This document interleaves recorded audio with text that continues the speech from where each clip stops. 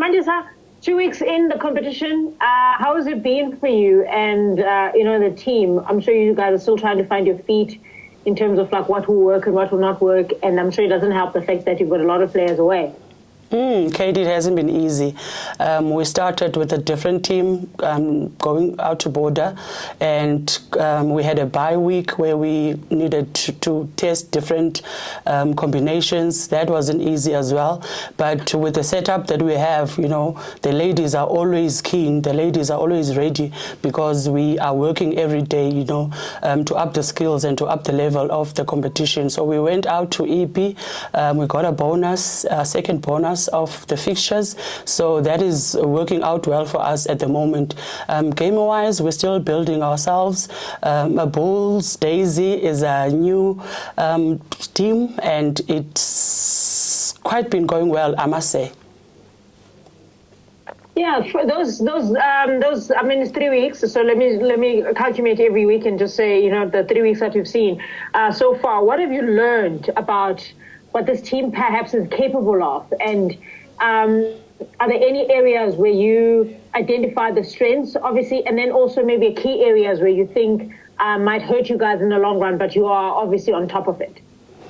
I think our set pieces are going quite well, Kate, up until we change now our game breakers. So in terms of our second half, it's an area that we need to work on in terms of the scrums and the lineouts, because we now have different personnel. So starting lineup is also just going quite well for us, and in terms of defense as well, because we've been playing with ball in hand and we've been scoring tries in the edges, so that is moving way swiftly for us. But defense is the area that we also need to focus on, because we can't take the punch when teams start attacking in the dying moments of the game. So defense will need to strengthen that area out for us.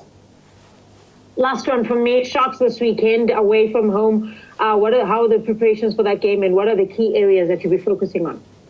We want to lift the tempo of the game. We know Sharks are also without their Springbok women. 4 of their ladies are away, still playing in Madagascar. So that's an area for us to also just collect some points, because we have built momentum from border with the same team and coming to EP. So it will be a huge challenge as well for Sharks, but I think we are on top of our game if we can stick to our processes, and coming now back to the second half where we need to seal off some points, because I think we're missing out points when we need to lift the tempo of the game. Skill-wise, we're losing a lot of ball in the 5 meters, we're losing scrums, we're losing a bit of line out, so we're not generating as much momentum as when you can compare the two halves. So it's work in progress, but points matter the most in these fixtures, especially as a Daisy. Perfect. Thank you so much. All the best. Thank you, Kate. Coach, the Springbok women's team is showing a lot of progress and everything. How do you feel you guys are keeping up with the progress that they show? Obviously, you share a lot of information between you two. Yes, we do share a lot of information, because they have about 16 girls.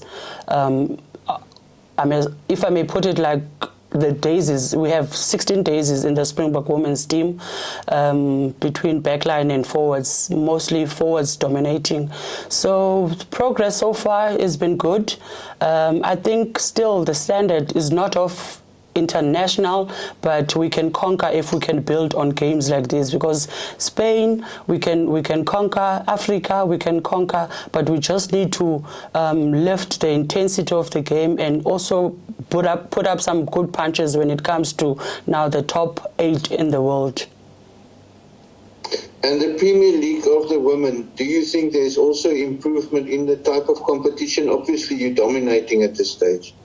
It can improve, Carl. The Bulls Daisies have improved. Western Province, I know they've improved.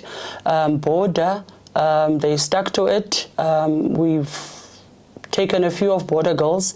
So Border gave us a good run for our money. They've also improved with what we've left back there.